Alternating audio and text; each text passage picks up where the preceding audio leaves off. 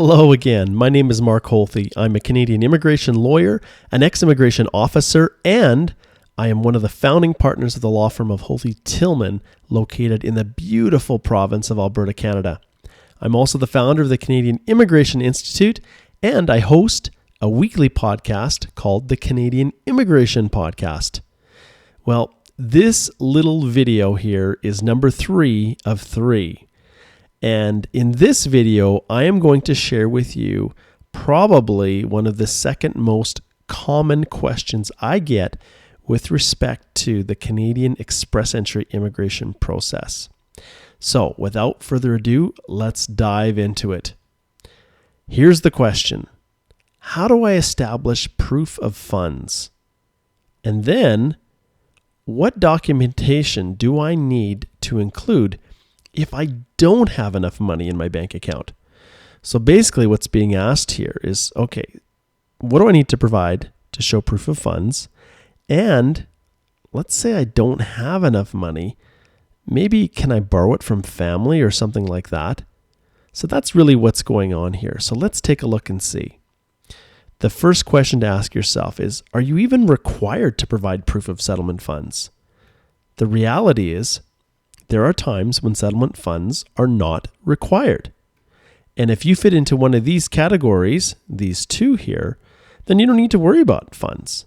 If you are granted an invitation to apply under the Canadian Experience class, you're exempt.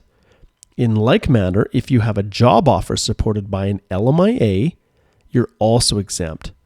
If you don't fit into one of these two categories, then yes, you need to provide settlement funds. So what does CIC, or now Immigration, Refugees and Citizenship Canada, really want?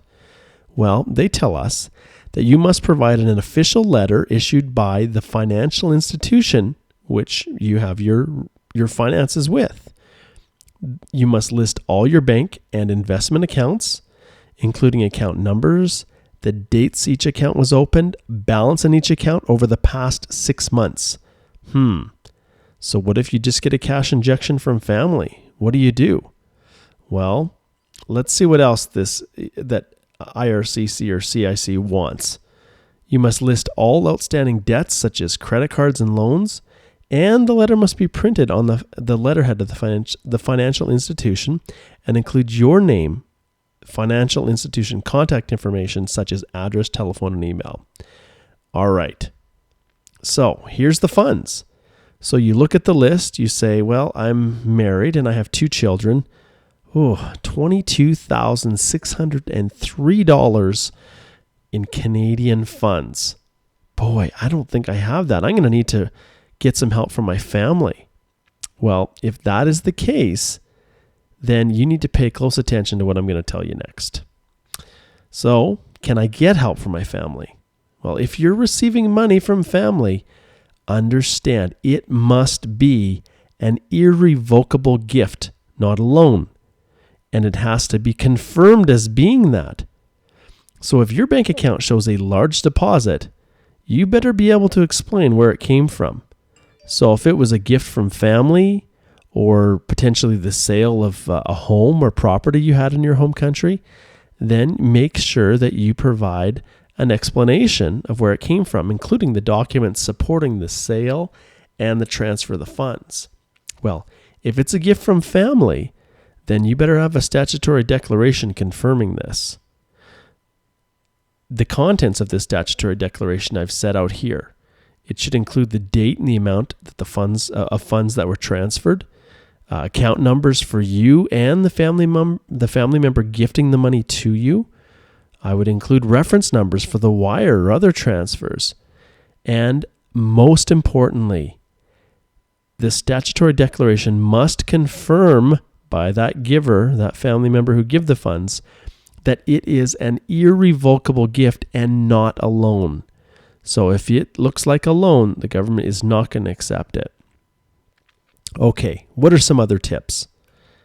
You can use multiple accounts collectively to show sufficient funds, so it doesn't all have to be in one account. If you have sufficient funds in one account, well, then you don't need to provide details of all the other accounts. However, if all those other accounts carry all the debt that you have accumulated, and in actuality, after that debt has been paid off, you really don't have the resources, then that could cause you a problem. You cannot use property valuations. In many countries, property values are inflated, and what the property is actually going to sell for is drastically lower than what the valuation says the property is worth. So the funds must be unencumbered. In other words, you would need to sell that property and actually get the money in your hands and into your account. So it has to be unencumbered funds, and property is considered, I guess, cumbered. All right. And remember, you can't use borrowed funds, no loans. So there you have it. There's all I got for you. Good luck with this one. This one is going to be tricky. All right. At the conclusion of this, our third little video snippet, I guess, I want to share something with you that I alluded to in video number 1. And that is something that I am so excited about. It is awesome. It has taken me so long, so much pain and suffering to create, but I have finally finished it. The Express Entry step-by-step video guide. Now, some of you will have followed me earlier in the year and actually the end of last year where I was trying to create a course. Well, people didn't want a course, and you learn from your mistakes. I realized very quickly that people want all of the information now. They don't want to sit in a classroom kind of type setting and be guided slowly together with everybody else through a process. Some want to go super fast. Some want to take it slower. And so I decided I'm going to create this complete, it's a screencast of every aspect of the whole process, including me walking you through step by step this whole crazy Express Entry portal experience. And so this step-by-step guide in video 4, I am going to give you a sneak peek, an exclusive sneak peek into what it actually looks like, what you're going to get. But I can tell you that these video tutorials, there's over 40 of them. I've broken every little bit of this process down into bite-sized pieces because let's face it, some of you are single. Some of you don't need all the information on how to include supporting documents for your wife or how to fill out your husband's the electronic application for permanent residence forms. Or maybe you don't have children. Maybe you do. So I have broken down all of these little tiny pieces of the Express Entry process right from the very beginning of registering for your MyCIC account so that you can log into the government's website, all the way through to getting that confirmation of permanent residence in your hand with the instructions that say come to Canada and land and become a permanent resident. In addition to the complete walkthroughs that I've done, and I can tell you, they took me a long time to do. I have also created a number of other videos all around the various questions and problem areas that people run into. And I have created a resource bank of those. And of course, we have our very own private Facebook group called Express Entry Law. So I'm not going to give it all away. You're going to have to watch video number 4. But all I can say is it is awesome. And I am super excited. There is nothing like this out there. I don't think anyone would be crazy enough to spend the amount of time that I put into creating this. But it is literally as if you are sitting here in my desk, walking through the process of filing these many Express Entry applications. I literally walk you through what to put in every section. It is live. It is real. It is working right within the exact Express Entry system, right from the profile all the way to filing the electronic application for permanent residence, and everything is there.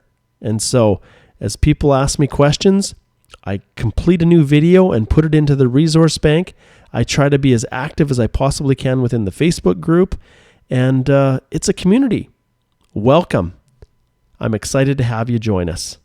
See you in video number 4.